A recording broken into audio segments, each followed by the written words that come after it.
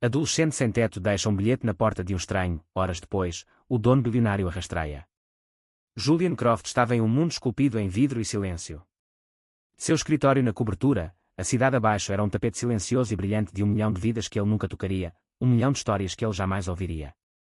O prédio, seu império, era um monumento a uma vida de aquisição implacável, mas a única coisa que sentia era uma profunda sensação de perda. O ar, filtrado e estéril, não continha nenhuma memória de perfume, nenhum eco de riso. Era o ar de um túmulo. Ele passou a mão sobre seu rosto enrugado, as linhas ao redor dos olhos gravadas não pela idade, mas por uma dor que se tornara uma parte permanente dele. 5 anos. Fazia 5 anos desde o acidente, desde que o mundo havia roubado sua esposa, Eleanor, e sua filha de 6 anos, Lily. Ele havia preenchido o abismo que elas deixaram com trabalho, com aquisições, com o zumbido implacável da riqueza. Mas era apenas barulho, uma distração do vazio em seu peito. Sua mansão, uma propriedade extensa na colina mais rica da cidade, não era diferente. Era um museu de uma vida já vivida. Cada superfície polida refletia um fantasma. Ele caminhou por seus corredores cavernosos, seus espaços o único som, um toque de tambor solitário em uma catedral de tristeza. Os lustres brilhavam com uma luz fria e indiferente. O calor do lugar havia morrido com elas. Agora, era apenas uma casa, uma concha bonita e vazia que continha um homem quebrado. A quilômetros de distância, sob o brilho hostil de um poste de luz que tremuluzia como um pulso moribundo, Maya se encolhia em uma porta rebaixada. O vento de dezembro era uma coisa física, um predador com dentes de gelo que mordiam sua jaqueta fina. Aos 17 anos, ela possuía uma dignidade silenciosa que era seu único escudo contra a indiferença do mundo. Seu rosto, pálido e manchado com a sujeira da cidade, continha uma resiliência no queixo, um lampejo de desafio em seus olhos escuros e cansados. Ela era um fantasma de um tipo diferente, invisível para o rio de carros que passava, seus ocupantes protegidos em calor e com um propósito. Ela era uma estatística, um problema a ser resolvido por comitês e ignorado por transeuntes. Mas dentro dela, um fogo, por menor que fosse, ainda ardia. Era o fogo da memória, de uma época em que havia uma casa, o cheiro de pão assando, a sensação da mão de sua mãe. Mas essa era outra vida. Agora, havia apenas o pavimento frio e a dor lancinante em seu estômago. Ela gastou seu último dólar em uma caneta e um pequeno pedaço de papel dobrado de uma loja de esquina. Um impulso que ela não conseguia explicar. Por dias, suas andanças a levaram a passar pela mesma mansão colossal, suas paredes de pedra e portões de ferro, uma fortaleza de riqueza impossível. Ela não sentia inveja, apenas uma estranha curiosidade abstrata. Que tipo de vida existia por trás de tais barreiras? Que tipo de pessoa? Esta noite, o frio era diferente. Parecia mais profundo, mais definitivo. E com ele veio uma necessidade desesperada e primordial de ser reconhecida. Não para ser salva, não para ser lamentada, mas simplesmente para ter sua existência reconhecida por algo além do vento cortante. Seus dedos, rígidos e dormentes, tremiam enquanto escrevia. As palavras eram simples, desajeitadas, nascidas de um cansaço que ia até os ossos. Ela rastejou em direção ao imenso portão, uma sombra entre as sombras. O ferro estava tão frio que queimou sua pele. Ela encontrou uma pequena fenda sob a porta ornamentada dentro do portão maior, uma caixa de correio para um mundo no qual ela nunca poderia entrar. Com um empurrão final e hesitante, ela enfiou o papel dobrado. Ele desapareceu na escuridão do outro lado. Ela não esperou por uma resposta. Ela não esperava nada. Foi um ato de desespero silencioso, uma mensagem a uma garrafa jogada em um oceano de pedra e silêncio. Tendo gasto sua última gota de esperança, ela se virou e mancou de volta em direção ao brilho indiferente da cidade, desaparecendo na noite congelante. Julian finalmente havia-se retirado para o andar térreo de sua mansão, um copo de uísque na mão que ele não queria. Ele estava prestes a subir a grande escadaria para seu quarto frio e vazio quando o viu. Um pequeno retângulo branco no chão de mármore preto, mesmo dentro do portão de serviço. Uma anomalia. Uma imperfeição na perfeição estéril da sua casa. Ele franziu a testa, pousando o copo. Sua segurança era total. Nada entrava. Ele caminhou até lá e se abaixou, suas articulações protestando contra aquele movimento. Ele pegou o pedaço de papel. Era barato, fino e dobrado de maneira irregular. Estava frio ao toque, como se tivesse trazido a geada da noite consigo. Ele desdobrou. A caligrafia era apressada, ligeiramente trêmula, mas legível. Não era uma exigência. Não era uma ameaça. Era algo muito mais perturbador. Para a pessoa desta casa, dizia: eu não quero nada. Eu não preciso de dinheiro. Eu só queria que alguém soubesse que estive aqui esta noite. Meu nome é Maya. Eu tenho 17 anos. E eu ainda estou aqui. Ele leu de novo. E uma terceira vez. As palavras simples e profundas perfuraram 5 anos de entorpecimento cuidadosamente construído. Eu ainda estou aqui. Era uma declaração de sobrevivência, um sussurro contra o rugido da sua vida silenciosa e vazia. Lily teria 11 anos. O pensamento foi uma dor repentina e aguda, uma rachadura no gelo que envolvia seu coração. Esta nota não era intrusão. Era um sinal. Um lampejo de vida do mundo fora das suas paredes, um mundo do qual ele havia esquecido como fazer parte. Ele sentiu uma onda repentina e inexplicável de algo que não sentia há anos, urgência. Ele caminhou até o console de segurança, seus movimentos agora precisos e decididos. Ele puxou a filmagem do portão da frente, rebobinando-a. E lá estava ela. Uma garota. Uma criança, de fato.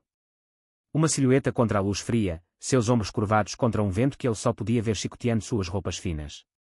Ele a observou deslizar a nota por baixo da porta, um pequeno ato de fé num mundo sem fé. Ele a observou se virar e ir embora, sua forma engolida pela escuridão. Algo dentro dele, algo que estava dormente por meia década, despertou para a vida. Era a parte dele que era um protetor, um pai. Ele não podia deixá-la simplesmente desaparecer de volta para o frio. Ele não podia permitir que esta pequena e corajosa voz fosse extinta pela noite. Arthur, disse ele ao telefone, sua voz rouca. Pega o carro. Agora. Arthur, seu chefe de segurança de longa data e a coisa mais próxima que Julian tinha de um amigo, estava na entrada da garagem em minutos, seu rosto uma máscara de preocupação profissional. Senhor. Está tudo bem. Não, disse Julian, entrando no banco de trás, a nota ainda agarrada na mão. Dirija, nós vamos encontrá-la. Encontrar quem, senhor? Arthur perguntou, seus olhos encontrando os de Julian no espelho retrovisor. Julian olhou para o papel, para o nome escrito ali. Maya, eles dirigiram pela cidade adormecida, um vaso preto reluzente navegando no mar de sombras. Julian examinou as calçadas vazias, os abrigos de ônibus, os nichos escurecidos de lojas fechadas. A cidade à noite era uma fera diferente, sua fachada brilhante despojada para revelar um esqueleto duro e implacável. Ele viu bolsões de humanidade amontoados para se aquecer, figuras perdidas nas margens da sociedade. Cada um enviava uma pontada de culpa através dele. Ele vivia em uma fortaleza de calor e luz enquanto as pessoas congelavam logo além das suas paredes. Onde sequer começamos a procurar, senhor? A voz de Arthur era gentil e prática. Ela é uma criança, Julian murmurou, seu olhar fixo nas ruas que passavam. Ela estará procurando por calor, abrigo. Comida. Onde os sem-teto vão? Arthur sugeriu alguns abrigos noturnos e cozinhas comunitárias. Os 2 primeiros foram becos sem saída. Os rostos que ele viu estavam gravados com dificuldades, uma galeria de almas esquecidas, mas nenhuma delas era a garota do vídeo. A cada parada, um frio pavor começou a infiltrar-se em Julian. E se eles estivessem atrasados demais? E se a noite já a tivesse reivindicado? Foi no terceiro local, um porão de igreja modesto administrando uma cozinha comunitária 24 horas, que ele a encontrou. A sala estava cheia do cheiro de caldo e lã úmida. As pessoas sentavam-se em longas mesas dobráveis, seus movimentos lentos pela exaustão. E ali, num canto, sentada sozinha, estava Maya. Ela parecia ainda mais jovem pessoalmente, e menor. Sua jaqueta fina estava pendurada nas costas da cadeira. Ela estava cuidando de uma xícara de sopa fumegante, segurando-a com as 2 mãos como se absorvesse seu calor diretamente em seus ossos. Sua cabeça estava curvada, seu cabelo escuro caindo sobre o rosto. O coração de Julian apertou. A solidão silenciosa de sua postura, a vulnerabilidade na curva de seu pescoço, era um retrato de profunda solidão. Ele disse a Arthur para esperar no carro. Isto não era algo que ele pudesse delegar. Isto era algo que ele tinha de fazer sozinho. Ele se aproximou de sua mesa lentamente, seus sapatos caros silenciosos no chão de linóleo. Ele se sentiu desajeitado, deslocado, um invasor neste santuário de necessidade. Ele ficou diante dela por um momento, e ela olhou para cima, seus olhos se arregalando ligeiramente ao ver um homem de sobretudo sob medida parado sobre ela. Não havia reconhecimento em seus olhos, apenas um lampejo de cautela cansada. Maya, ele perguntou, sua voz mais suave do que pretendia. Ela se encolheu ao som do seu nome. Uma faísca de medo iluminou seus olhos. Como? Como você sabe o meu nome? Ele ergueu o pequeno pedaço de papel dobrado. Você deixou isto? O olhar dela caiu sobre a nota, e um rubor de vergonha subiu pelo seu pescoço. Ela desviou o olhar, enfiando uma mecha de cabelo atrás da orelha. Sinto muito, eu não queria incomodar ninguém. Sua voz sumiu. Você não me incomodou, disse Julian, puxando uma cadeira e sentando-se em frente dela. O movimento pareceu surpreendê-la. Pessoas como ele não se sentavam em lugares como aquele. Você me fez pensar, ela olhou para ele então, realmente olhou para ele, seu olhar direto e investigativo. Ela viu a riqueza nas suas roupas, mas também viu as linhas profundas e cansadas no rosto dele. Ela viu tristeza. Eu deveria ir, disse ela, fazendo menção de se levantar. Por favor. Não, disse ele, a voz carregando um peso inesperado de comando, suavizado por um apelo. Deixe-me comprar-lhe uma refeição de verdade. Um quarto de hotel para a noite. Algum lugar quente.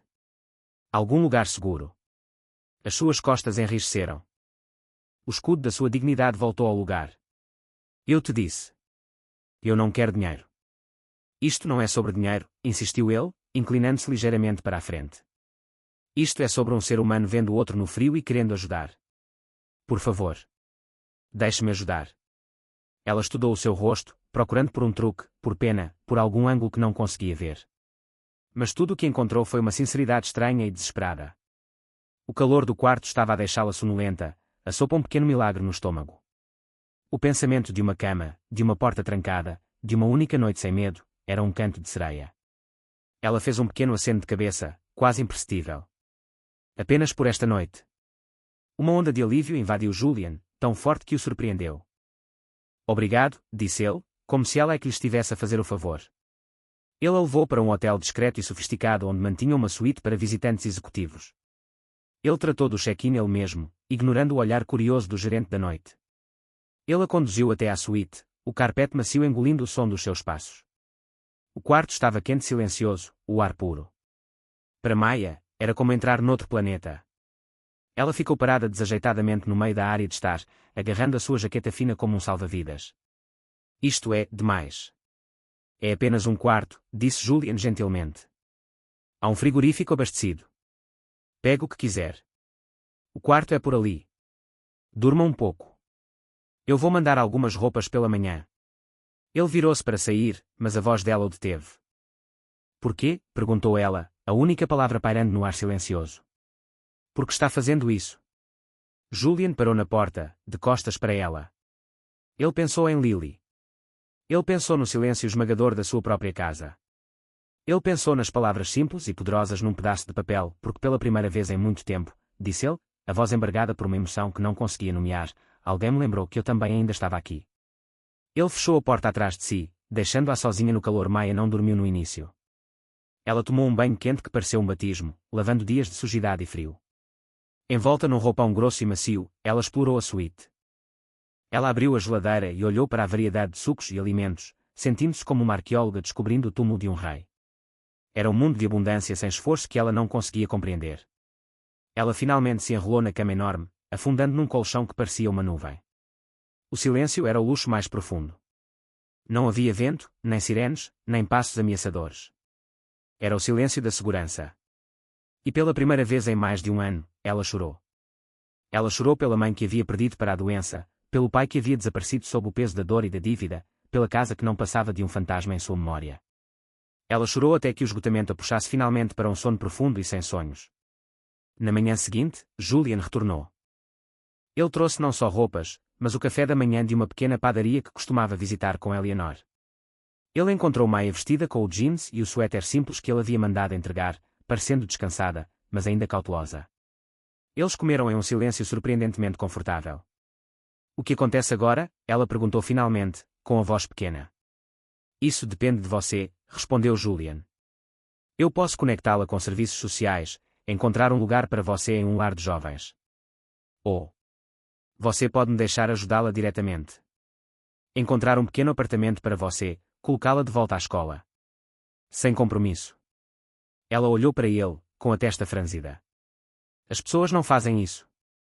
Porque você faria. Ele decidiu então oferecer-lhe um pedaço da verdade. Eu tinha uma filha. O nome dela era Lily. Ela teria 11 anos. Quando eu li seu bilhete, pareceu uma mensagem que eu deveria receber. Ajudar você. Parece a primeira coisa significativa que eu fiz desde que a perdi. A menção à sua filha mudou tudo. A parede da sua suspeita começou a desmoronar. Ela viu a dor crua nos seus olhos, uma dor que espelhava a sua. Ambos estavam assombrados. Sinto muito, ela murmurou. Ele assentiu, aceitando a sua simpatia. Conte-me sobre você, Maya. O que aconteceu? Então ela contou a ele. Ela falou de uma vida feliz e modesta numa pequena casa alugada no lado leste da cidade. Ela falou sobre o jardim da sua mãe, o emprego do seu pai na fábrica. Então, a doença da sua mãe, as contas médicas que devoraram as suas economias como uma praga. Depois que sua mãe faleceu, seu pai desmoronou. Ele perdeu o emprego. Eles perderam a casa.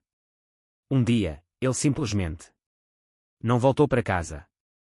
Ela estava sozinha há 14 meses.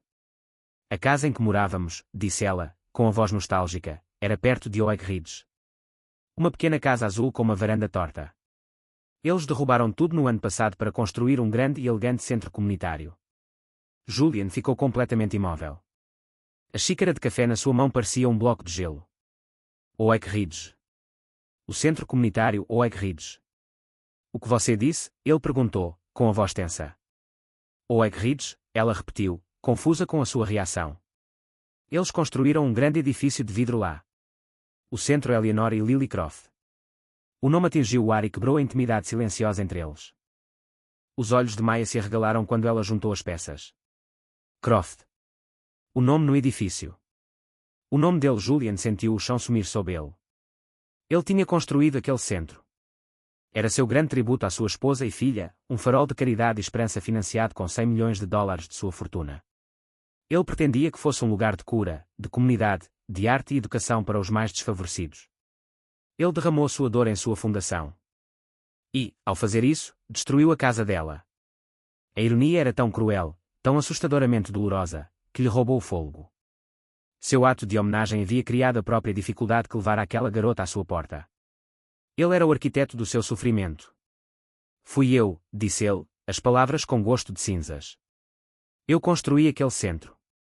Eu não sabia. Os incorporadores compraram toda a propriedade. Eu nunca olhei para os detalhes, para as vidas individuais. Ele parou, a desculpa patética até para os seus próprios ouvidos. Maya olhou para ele, com o rosto elegível. Ele esperava raiva, acusações, ódio. Ele merecia isso. Mas o que ele viu nos olhos dela foi uma tristeza profunda e de partir o coração. Uma triste compreensão de que o mundo era apenas uma série de colisões, de consequências não intencionais. Você construiu para elas, disse ela suavemente, uma afirmação, não uma pergunta. Para sua esposa e filha. Sim, sussurrou ele, com a cabeça entre as mãos. E isso deixou você sem teto. Maya, eu sinto muito, muito mesmo. Ela não respondeu. A revelação era grande demais, complexa demais para processar. O homem que lhe mostrara a primeira gentileza em mais de um ano também era a fonte da sua ferida mais profunda.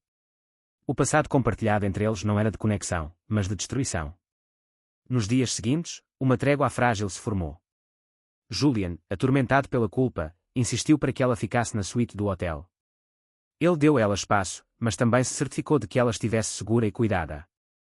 Ele começou a fazer arranjos, procurando um apartamento pequeno e permanente para ela, criando um fundo fiduciário para pagar sua educação. Foi uma tentativa desajeitada de expiação, um esforço para usar sua riqueza para reparar uma ferida que sua riqueza havia criado. Lentamente, cautelosamente, eles começaram a conversar novamente. Não sobre o passado, mas sobre o futuro. Ele descobriu uma inteligência aguçada nela, um amor por livros e arte que havia sido privado por suas circunstâncias. Ele comprou para ela uma pilha de romances, e sua alegria era tão pura, tão absoluta, que era como ver uma flor se virar para o sol. Ele se viu mudando. A dor em seu peito começou a se encher de uma nova emoção, propósito. Ele começou a sair do escritório mais cedo. Ele esperava ansiosamente por seus jantares tranquilos no hotel, onde ela falava sobre o livro que estava lendo ou um sonho que tivera. Ela estava desmontando as paredes de sua gaiola dourada, não com uma marreta, mas com sua presença tranquila e discreta. Ela estava trazendo vida de volta ao seu mundo silencioso. Para Maya, foi um momento de transição desconcertante. Ela estava aprendendo a confiar novamente, a aceitar ajuda sem se sentir como um caso de caridade. Ela viu além do bilionário e viu Julian, um homem se afogando em uma dor tão profunda quanto a dela. Ela começou a ver o centro comunitário não como uma coisa que destruiu seu passado, mas como um monumento ao amor que ele havia perdido. De uma forma estranha, isso os conectou. Eles eram dois sobreviventes da mesma tempestade, apenas encalhados em ilhas diferentes. Uma tarde, Julian a levou para comprar um casaco de inverno adequado. O simples ato pareceu monumental. Enquanto ela experimentava um parque azul marinho quente, ela observou seu reflexo no espelho. Ela viu uma garota que parecia segura. Uma garota que não era mais invisível. Um pequeno sorriso tocou seus lábios. Julian a observava, um calor se espalhando por seu peito que não tinha nada a ver com a loja aquecida. Era o calor da conexão, de ver a felicidade de outra pessoa e senti-la como sua. Mas eles não estavam sozinhos. Do outro lado da rua, um fotógrafo com uma lente longa levantou a câmera. O clique do obturador foi silencioso, inaudível. Mas era um som que detonaria seu frágil e novo mundo. Na manhã seguinte, estava em todo lugar. A primeira página do tabloide mais implacável da cidade. Uma foto dos dois saindo da loja, a mão de Julian repousando gentilmente em seu ombro. A manchete era um dardo venenoso, bilionário enlutado adota uma vagabunda, novo projeto de estimação de Julian Croft ou uma consciência culpada. O artigo era uma obra-prima de insinuação e crueldade. Pintou Maya como uma vigarista astuta e esperta que tinha como alvo o viúvo mais rico e famoso da cidade. Chamou-a de órfã interesseira e questionou os motivos de Julian, insinuando um escândalo. Mencionou o projeto Oak Ridge, distorcendo sua culpa em um segredo sórdido. Quando Julian viu, uma fúria fria diferente de tudo que ele já havia sentido dominou. Não foi o ataque a ele que importou, foi a violação dela, a maneira como pegaram sua vulnerabilidade e a transformaram em algo feio e transacional. Ele tentou protegê-la disso, mas era tarde demais. Maya viu a história na tela de uma banca de jornal enquanto dava um passeio, um pequeno gosto de liberdade. As palavras a atingiram como um golpe físico. O olhar do público parecia um milhar de mãos, agarrando-a, despojando-a da dignidade que ela havia lutado tanto para manter. Eles a viam como um parasita. Um projeto. Uma vagabunda. Eles pegaram a primeira gentileza real que ela conheceu e a tornaram imunda. E pior, ela percebeu que era um fardo para Julian. Ela estava arrastando o nome dele, seu luto, sua tristeza particular, pela lama. Ela era o escândalo que a acusaram de ser. Naquela noite, enquanto Julian estava ao telefone com uma equipe de advogados, sua voz afiada de raiva, Maya tomou uma decisão. Era a única que ela podia tomar. Ela tinha que desaparecer. Ela não podia ser a causa de mais dor para a única pessoa que tentou curar a sua própria. Ela se sentou e escreveu outra nota, a segunda para ele. Desta vez, suas mãos não tremiam de frio, mas de uma tristeza que parecia tão arrepiante. Julian, começou. Obrigada. Pelo calor, pelos livros, por me ver quando ninguém mais o fez. Eu nunca vou esquecer isso. Mas eu não posso ser a razão pela qual eles te machucam. Eu não posso ser o fantasma que assombra seu futuro. Por favor, não me procure. Desta vez, estou falando sério. Adeus. Maya. Ela deixou o bilhete no travesseiro da cama que tinha sido seu santuário. Ela vestiu a jaqueta velha e fina em que havia chegado, uma dolorosa lembrança de quem ela era. O casaco novo, um símbolo de uma vida que ela não podia ter, ela deixou dobrado cuidadosamente em uma cadeira. Então, ela saiu furtivamente do hotel e voltou para o anonimato da cidade. Ela se foi. Quando Julian encontrou a nota, o silêncio que desceu foi mais pesado e absoluto do que qualquer outro que ele já havia conhecido. Não era o silêncio do luto, mas de uma perda aguda e agonizante. O calor frágil que tinha começado a florescer em sua vida fora arrancado, deixando uma ferida crua e aberta. Ele ficou em silêncio. Sua raiva da mídia evaporou, substituída por um medo desesperado e vazio. Ele a tinha encontrado uma vez. Mas desta vez parecia diferente. Desta vez, ela não estava fugindo de dificuldades, mas dele. Do mundo dele. Ele não dormiu. Ele sentou-se na suíte de hotel vazia, a nota em sua mão, o casaco novo na cadeira, uma acusação silenciosa. Ele percebeu com uma clareza devastadora que seu dinheiro, seu poder, sua influência, todas as coisas que o definiam aos olhos do mundo, eram as próprias coisas que a tinham afastado. Ele tinha tentado consertar a vida dela com recursos, mas seus recursos eram o problema. Eles eram um imã para um mundo cruel e cínico que não conseguia compreender um simples ato de bondade humana. Uma determinação feroz começou a construir-se nas ruínas de seu desespero. O mundo tinha entendido mal. Eles tinham escrito sua própria história feia. Agora, ele contaria a verdade. Ele não usaria seus advogados nem sua equipe de relações públicas. Ele usaria sua própria voz. Ele não toleraria isso. No dia seguinte, ele convocou uma conferência de imprensa na Torre Croft. A mídia desceu como abutres, farejando sangue na água. Eles esperavam uma negação, uma ameaça legal, uma declaração cuidadosamente redigida. Eles não esperavam o homem que caminhou até o pódio. Este não era Julian Croft, o CEO intocável. Este era um homem despido, seu rosto marcado pela insônia e dor, seus olhos contendo um fogo que nunca tinham visto antes. Ele não leu de um roteiro. Ele falou do centro rachado e quebrado do seu coração. Ontem, vocês publicaram uma história sobre mim e uma jovem chamada Maya, começou ele, sua voz baixa e firme, impondo silêncio absoluto na sala lotada. Vocês erraram cada fato, então, hoje, eu vou contar a vocês a história real. Ele contou a eles tudo. Ele falou de Eleanor e Lily, dos 5 anos de silêncio esmagador, do vazio em sua vida. Ele ergueu a primeira nota que ela tinha escrito, sua mão tremendo levemente. Ele leu as palavras dela em voz alta. Eu só queria que alguém soubesse que eu ainda estava aqui. Aquela garota, disse ele, sua voz embargada pela emoção, não veio à minha porta em busca de dinheiro ou fama. Ela veio em busca de um momento de conexão humana no mundo que a tinha tornado invisível. Ela não era uma vigarista.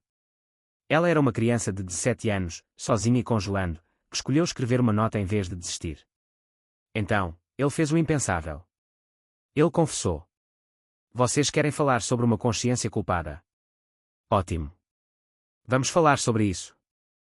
Minha maior conquista filantrópica, o Centro Eleanor e Lily Croft em Oak Ridge, foi construído na terra onde a família de Maya costumava viver. Meu grande gesto de bem público, minha homenagem à minha esposa e filho mortos, inadvertidamente contribuiu para a destruição de sua casa. Ela ficou sem teto, em parte, por minha causa. Um suspiro coletivo percorreu a sala. Esta não era a história que eles tinham vindo buscar. Esta era uma confissão crua, dolorosa e humana. Então, sim, Julian continuou, seu olhar percorrendo os rostos atordoados. Eu a ajudei. E eu não vou me desculpar por isso. Ela não é meu projeto de estimação. Ela é uma jovem corajosa, resiliente e brilhante que suportou mais do que qualquer um de nós pode imaginar, e no curto espaço de tempo que a conheço, ela me deu um presente muito maior do que qualquer um que eu poderia lhe dar. Ela me lembrou de como ser um humano. Ela rompeu um luto que eu pensei que seria meu túmulo. Ele se inclinou para o microfone, sua voz caindo para um quase sussurro, mas alcançando todos os cantos da sala. Você não apenas feriu uma garota com suas palavras. Você atacou a própria ideia de que a bondade pode existir sem segundas intenções. E agora, por causa do seu mundo cínico e venenoso, ela se foi. Você a afastou daqui. E eu gastarei todos os últimos recursos que tenho para encontrá-la e protegê-la de você. Ele terminou com uma declaração final poderosa. Maya não é o fantasma assombrando o meu futuro. Ela é a primeira luz de uma nova manhã. E eu não vou perdê-la. Ele se virou e se afastou do pódio, deixando para trás uma sala de repórteres atordoados e silenciosos. A história não era mais sobre um milionário e uma vadia. Era sobre redenção, culpa e uma busca desesperada por uma conexão. Julian não parou. Ele usou sua rede, mas desta vez, ele mesmo liderou a busca. Ele foi a todos os abrigos, todas as cozinhas comunitárias, todos os cantos da cidade onde os esquecidos encontravam refúgio. Por 2 dias, ele não encontrou nada. A cidade a engoliu de novo. Ele estava começando a perder a esperança quando recebeu uma ligação de uma mulher que dirigia um pequeno abrigo para jovens no lado mais distante da cidade, um lugar fora dos caminhos tradicionais. Ela tinha assistido à sua conferência de imprensa. E ela teve uma nova chegada. Uma garota quieta e triste que se encaixava na descrição, que se chamava May. Julian dirigiu até lá ele mesmo, seu coração batendo forte com uma mistura de esperança e medo. Ele a encontrou em uma pequena sala comum, olhando pela janela para a rua encharcada de chuva. Ela estava usando a mesma jaqueta fina. Ela parecia cansada, mas segura. Maya, ele disse suavemente da porta. Ela se virou, e seus olhos se encheram de lágrimas quando o viu. Você não deveria estar aqui. Eu vi. Eu vi as notícias. O que você disse? Eu quis dizer cada palavra, ele disse, caminhando lentamente em direção a ela. Ele parou a alguns metros de distância, dando-lhe espaço. Eu vim te fazer uma pergunta. E eu quero que você pense com cuidado antes de responder. Ela o observou, sua expressão era uma mistura de confusão e apreensão. Eu não quero apenas te dar um apartamento ou um fundo fiduciário, ele disse, sua voz sincera e clara. Esse é o velho eu. Isso é consertar as coisas com dinheiro. Eu quero te oferecer algo real. Um lar. Uma família. Se você me deixar, ele respirou. Eu quero começar o processo de me tornar seu tutor legal. De adotar você, se isso é algo que você queira. Eu quero ser sua família, Maya.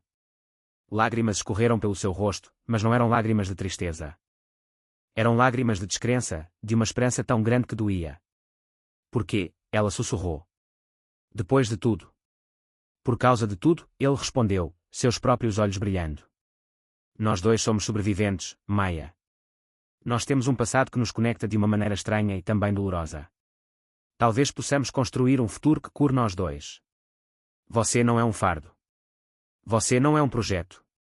Você é família, ele chegou mais perto. Você não precisa mais ser invisível. Por favor. Volte para casa. Ela não precisava responder. Ela fechou a distância entre eles e envolveu os braços em sua cintura, enterrando o rosto em seu casaco. Foi um abraço de desespero, alívio e pertencimento.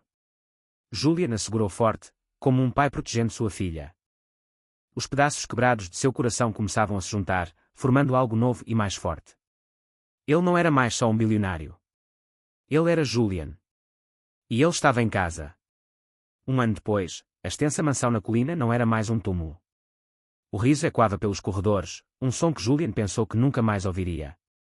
Os quartos frios e estéreis estavam cheios de vida, com pilhas de livros, materiais de arte e o cheiro persistente das tentativas de Maya de cozinhar. A adoção foi finalizada. Maya Croft não era mais um fantasma das ruas, mas uma jovem confiante e próspera no topo de sua classe, com um futuro brilhante e aberto. Ela tinha um fogo dentro dela agora, uma paixão para ajudar outros que estavam perdidos na mesma escuridão que ela conheceu. Juntos, ela e Julian estabeleceram uma fundação nova. Não uma caridade fria e corporativa, mas uma organização prática dedicada a dar apoio imediato e direto para jovens sem teto. Eles a chamaram de The Air Project, em homenagem à sua primeira nota. Julian havia encontrado um novo propósito para a sua riqueza, canalizando-a não em monumentos de vidro e aço, mas em camas quentes, refeições e segundas chances. Seu trabalho não era mais sobre aquisição, mas sobre contribuição. Uma noite, eles ficaram juntos em uma varanda com vista para a cidade, as luzes cintilando abaixo como uma promessa. Maya apoiou a cabeça em seu ombro, um gesto simples de conforto e confiança. Você sente falta disso? Julian perguntou em voz baixa. Do silêncio. Maya olhou para ele, seus olhos brilhando com uma sabedoria além da sua idade. Isso não era silêncio, Julian, disse ela suavemente. Era apenas barulho. Ela apertou seu braço, isto é paz. Ele sorriu, um sorriso genuíno e fácil que alcançou os seus olhos. Ele não era mais o bilionário ferido, e ela não era mais a pobre coitada. Eles eram algo muito mais simples e infinitamente profundo. Eles eram uma família. E no calor tranquilo de sua nova vida, ambos finalmente encontraram o caminho para casa.